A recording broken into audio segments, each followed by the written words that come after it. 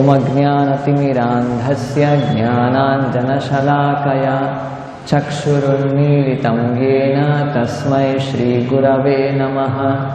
नमो विष्णुपादाय कृष्णप्रेष्ठाय भूतले श्रीमते भक्तिवेदान्तस्वामिन्निति नामिने।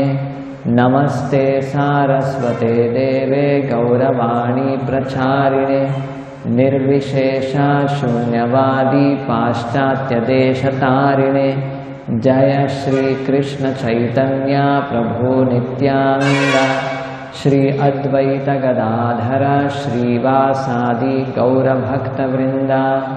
हरे कृष्णा कृष्ण कृष्ण हरे हरे, हरे Ram Ram Ram Hare Hare.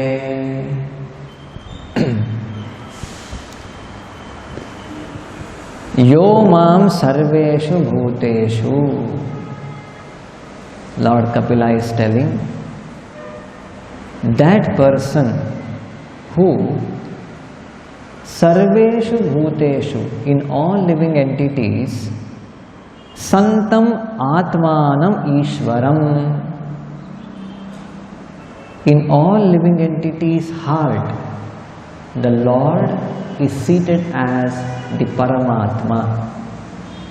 So that person, hitva, not considering this, hitva archam bhajate maudhyat, not considering the Supreme Lord seated in every living entity's heart as Paramatma, but out of his ignorance, foolishness, less intelligence, he thinks, oh, the Supreme Lord is only there in his deity form in the temple.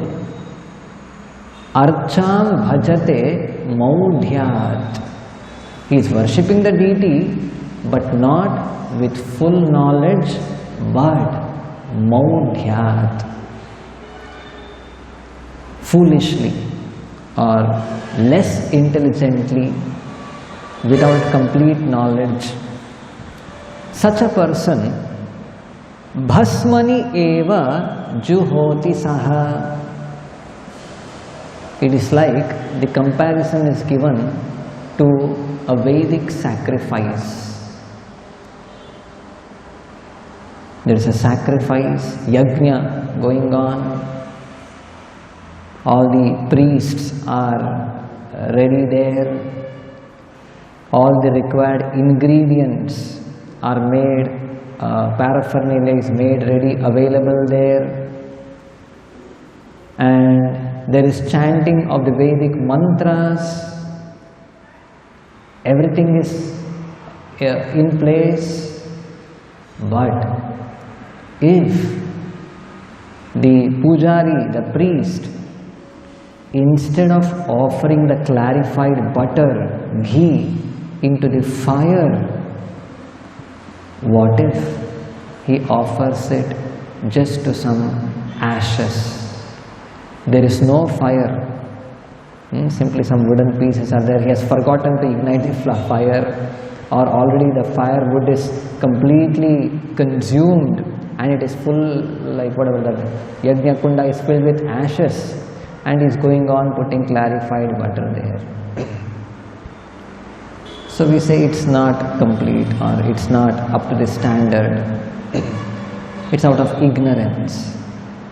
So likewise, see, just take that example and compare it to a person who is very faithfully following all rules and regulations, with all Shuchi standards, and working hard to get the ingredients, paraphernalia for the worship of the deity, and with all awe and veneration, respect, he is worshipping the Supreme Lord. But he is neglectful of other living entities. As stated in the previous verses, he may commit violence against other living entities. then the Supreme Lord, he'll not be able to please the Supreme Lord through his the worship of the deity in the temple. So this is what Kapila Muni is telling here. One who worships the deity of God in the temples but does not know that the Supreme Lord as Paramatma is situated in every living entity's heart must be in ignorance, and is compared to one who offers oblations into ashes. Now, in the purport we see Srila Prabhupada, lot of point he mentions. So here through this verse we can understand that the Supreme Lord is present in all of the 8,400,000 species of varieties of life, because there is a class of people who consider only human beings. They should be respected. No violence should be committed against human beings. But animals, big slaughterhouses they maintain, and they are killed just for the satisfaction of their tongue. No, that cannot be accepted. The Supreme Lord, see, two ways are there, like say, to understand this. When we say we have to respect other living entities, two considerations we need to keep. What are the two things? The first one, all living entities are parts and parcels of the Supreme Lord. So, they have to be respected. Why? Why? Because they are part and parcel of the Supreme Lord, whom I am worshipping in the deity form. They are all his part and parcels. So, I need to respect them. Another consideration, the Supreme Lord, the Lord whom I am worshipping in the deity, the same Lord, he is present as Paramatma in their hearts. So their body, just like a temple is there, the deity is there in the temple. So the Paramatma is seated in their hearts means their bodies is almost like a temple. So unnecessary violence I cannot commit against them. So their body, or whatever, that spirit soul who is part and parcel, they need to be given due respect. Due respect. So in the name of respect, we can't, Prabhupada gives the example how we can't go and, when dog comes, we can't go and hug that dog. You may be having some good will, good faith, you want to take care of the dog, but the dog in his whatever condition, his understanding, his whatever bodily covering, he will be afraid, he will be thinking you are going to attack him and he may bite you. So due respect. Don't throw stone on the dog, don't chase him, give some prasadam to the dog. So due respect we need to give for all living entities. So this is the understanding that as super soul, the Lord is present in that that living entity's body, and the living entity himself is the part and parcel of the Supreme Lord whom I am worshipping. This understanding is required. If this understanding is not there, then what will happen? We end up in disrespecting others. We end up in committing violence against other living entities. Just like in the end, Srila Prabhupada mentions how without knowledge of the presence of God in every living entity, any so-called advancement of human civilization, either spiritual or material, is to be understood as being in the mode of ignorance. Because lot of advancement, especially in the modern day, we are seeing materially, we say we are very much advancing. All kinds of gadgets we have, science and technology, and especially very recently we are even able to boast, yes, we have gone to the moon.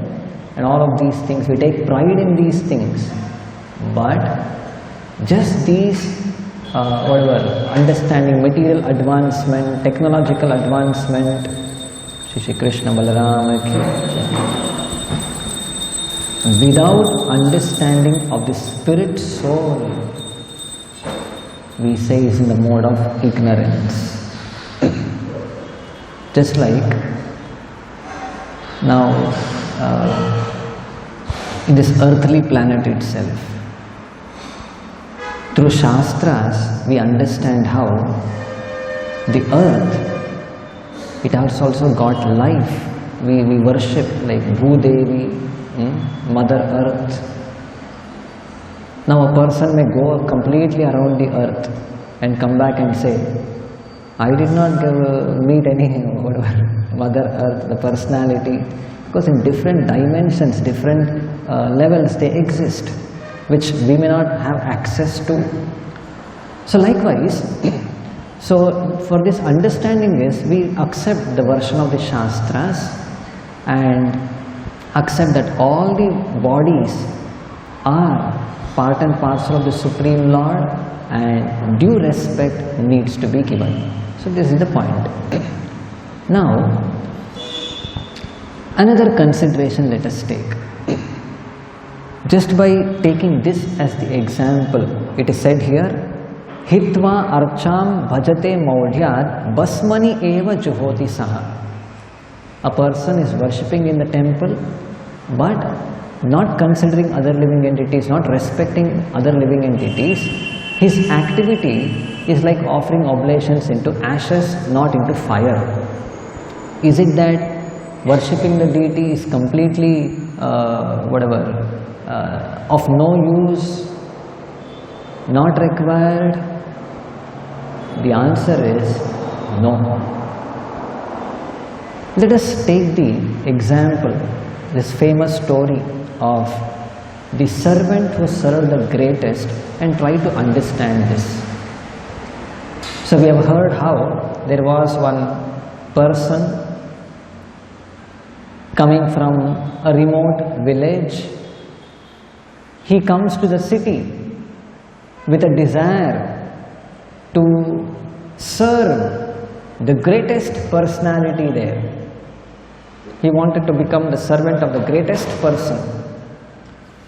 So he comes around, he goes to some marketplace, and there he sees one big merchant sitting in his shop, tens of people to attend to him, sitting on a chair, giving orders, and all those servants attending him with all different paraphernalias around him, and he thinks, this is the greatest personality.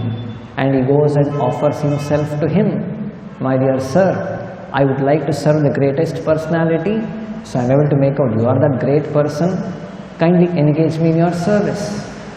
Yes, come, I am the greatest person in the market, my shop is the biggest, come serve me. So he engages him in his service. Within few days he sees how the tax collector comes. And immediately this businessman, this merchant gets up from his chair and with folded hands, he offers him the seat and does all menial services, and that tax collector starts scolding him. And through all of these things he could make out, the servant could make out, that this person is not the greatest. The tax collector, he is something superior to this merchant. So he goes behind him, sir, I would like to serve you. So he takes him along with him. And the tax collector, it seems how he had the routine of maybe weekly or monthly, the taxes, whatever he collects, he has to go and offer to the minister or the king in the palace. So he took this servant to carry the loads of coins or whatever, the currency notes, what he had collected, to go and give it to the king. And after going there he sees, the servant sees, the king, he is in a superior position, like this tax collector. There are so many other tax collectors, minister attending to the king. So he must be the great personality. And then next, within few minutes in the palace of the king, one saintly person arrives with a saffron cloth. Immediately the king, he gets up from his place, makes him seated there, washes his feet and drinks whatever the Charanamrit. And now he becomes confused, what's happening? I was thinking the tax collector, he is great, now the king I thought he is great, and the king also is offering respects to him. Who is actually the greatest personality? And then he go and approaches the saintly person. He says, my dear, it's not me who is the greatest personality. Do you really want to see the greatest personality? He says, yes, I want to see, I want to serve him. Then, so he gives the address, go straight in this direction, you will find one forest, one small hill will be there, and on top of that hill, you will find that personality. So he took that, whatever details, and accordingly he went there, he went into the forest, the hill is there, and top of that hill, one temple is there. And what to do? Unfortunately, by the time he went there, it was already evening time, night time. The priest had locked the temple and gone away. So he thought, let me stay till next morning, and he stayed outside the temple veranda there, full of cold, chill, and he's lying outside the hill, temple on the hill there. Next day the priest comes, opens the door, and for his surprise he sees the cloth which was offered to the deity inside the temple is found on that person who is sleeping outside. And he was surprised, and he wakes him up and explains to him what has happened. And that person could make out, that servant could make out, yes, he is that great personality who cares for such an insignificant person like me. I was sleeping outside in cold. So he is such a great personality that he has personally taken cloth from his own body and has offered to me for my protection. He is such a great personality. I have decided now I'll dedicate my entire life for the service of such a great personality. So now, through this story, we need to understand who the Supreme Lord is.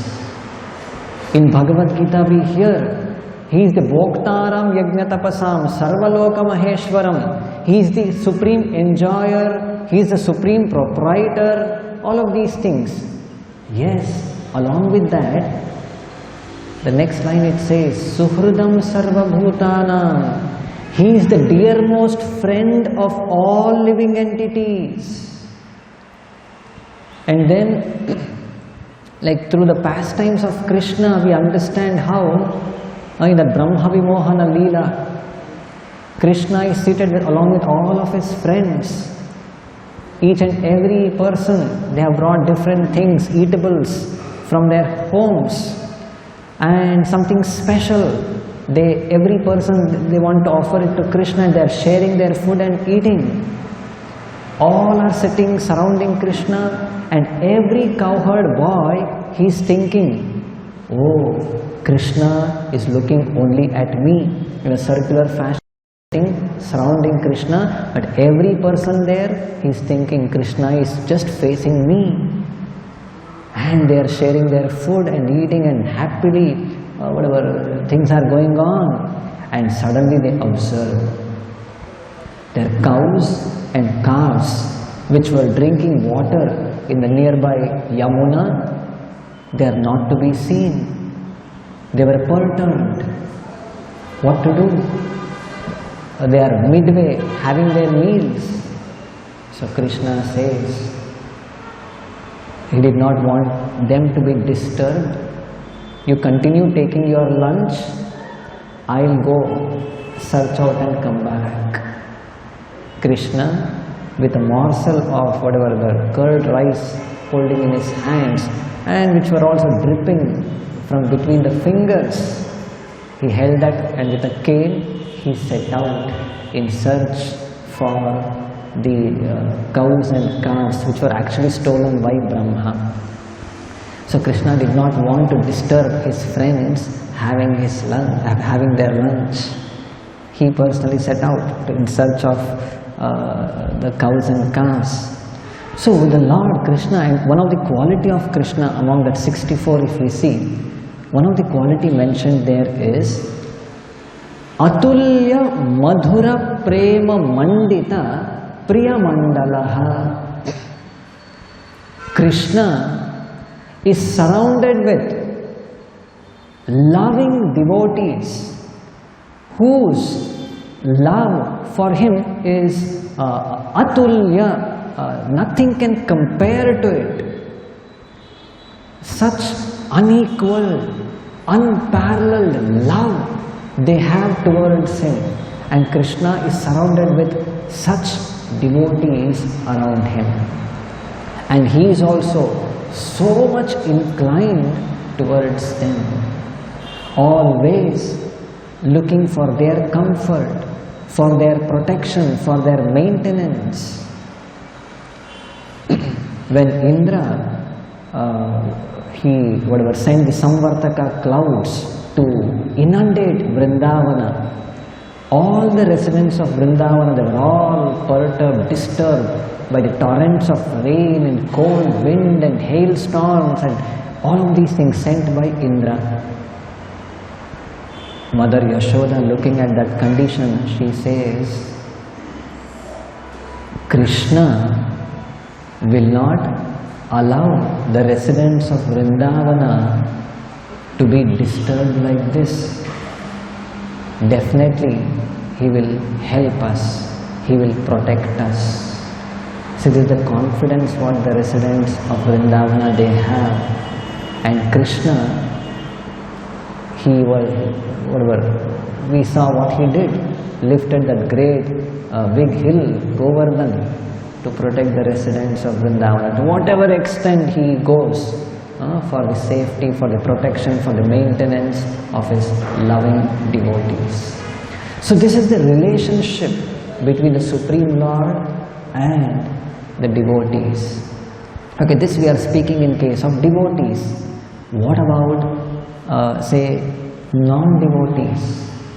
People who are not yet aware of the position of the Supreme Lord, who are not yet devoted to the Supreme Lord, still they are also part and parcel of the Supreme Lord. The Lord has made an arrangement for their maintenance also through his external energy. All living entities in this material world, we are all his part and parcels. Prabhupada gives the example of a small child who wants to go and do cooking in the kitchen along with the mother. But the mother, she says, no, you can't do this. But the child is insisting. The mother is concerned for the child. There is fire there, boiling oil there, hot water. The child doesn't know how to handle it. It is not even grown up to the height of the platform of the stove. How can she cook? So the mother gives some playthings, toys, and in one room, and allows the child to play there with some toy gas stove or some cooking utensils, and the child is very happy with that plastic or wooden toys, and she is playing there. So likewise, this material world is also like toy. All this material body is like a toy. Just like one step if we raise ahead, we say the child is playing with some plastic or wooden toys, which are actually cooking is not happening there. Likewise, one step if we raise ahead, we understand how even the body what we have now, this is also not real body, temporary, conditioned body. These are not real body, real activity, real things, spiritual activities cannot be performed through this material body. Real happiness we cannot enjoy through this material body. This is also nothing but a toy given by the Supreme Lord for us to play around in this material world. So if we understand this, different living entities are there at their own different levels in understanding the Supreme Lord. Coming back to that example of the servant who served the greatest, At one point of time he was thinking this merchant in the marketplace, he is the supreme, topmost person. And maybe little later he could understand there is a tax collector above him. Still later he could understand, oh, the king, he is still much above him. And the saintly personality, the sannyasi who came to the court of the king, he is much above the king. And that person showed, no, there is a temple, the deity of the Supreme Lord, Lord Krishna in the temple, he is the Supreme Lord, he is the real master. That was next level understanding. But that was not the ultimate. Just understanding the deity in the temple, that's the ultimate. No. His understanding of the mind of the Supreme Lord. How much compassionate he is. How much he cares for devotees. All living entities are his parts and parcels. Though externally they may appear inimical or violent or in whatever sense, still they are also part and parcel of the Supreme Lord. Understanding the mind of the Supreme Lord, that is still higher. And understanding his mind and acting in that position. Okay, this understanding, the first thing is, okay, deity is there, we worship, that is one understanding. Higher to that we are telling, yes, all living entities are part and parcel, so show respect to everyone, that is the next level. And our acharyas, Gaudiya Vaishnava acharyas, they point out to a still higher thing. What is that? Yes, all living entities are part and parcel of the Supreme Lord, but now they are in their forgetful condition. So what needs to be done? We should go and preach to them, help them connect back with their with the Supreme Lord, who is their original Father, which they have forgotten now. So this act of helping a living entity come back to the Supreme Lord, this is said to be the highest activity. Nacha tasman manusheshu kaschin me priyakrittamaha. Krishna says in the Bhagavad Gita, that person who goes and gives the message of the Supreme Lord to others, he is the most dear to me. So like this, we need to understand there are gradations in understanding the Lord. Different living entities at different levels, they are there. So we should not neglect completely also. Just like a person who is worshipping the deity in the temple sincerely, it's not that he is doing nothing. No, that also has got a place, but that cannot be considered as the ultimate. Just thinking, okay, now I am worshipping the deity in the temple and yes, everything is done. I am situated in the greatest, highest platform. If he thinks like this, then he is said to be in the mode of ignorance. Whatever deity, so-called deity worship, what he is doing, it's just like offering clarified butter ghee in ashes of no use. So he has to rise to the next level.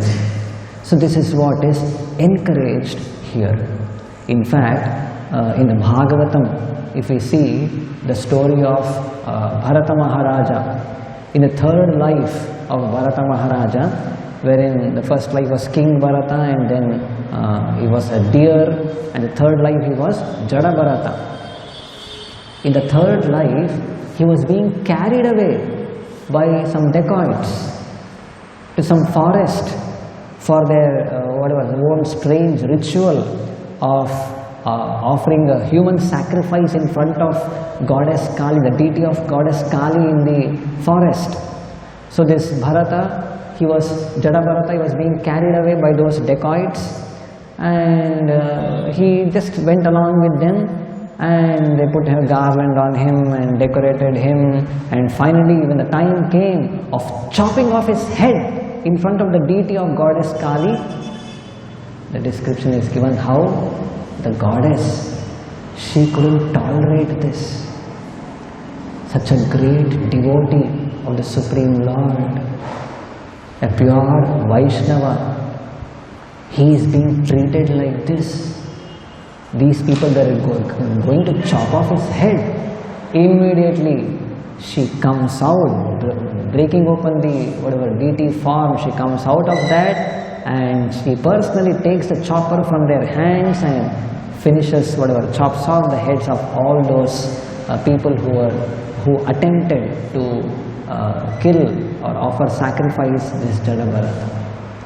See, this is the mood. Till then, all those people, they were thinking, we are worshipping Mother Kali there in this form, their own whatever concocted ways. But this is not being appreciated by Goddess Kali. So likewise, we need to understand, we may be worshipping the Supreme Lord. If we don't understand His position, His mood, His mindset, the same Supreme Lord is being seated in all living entities' heart. So we need to offer respect.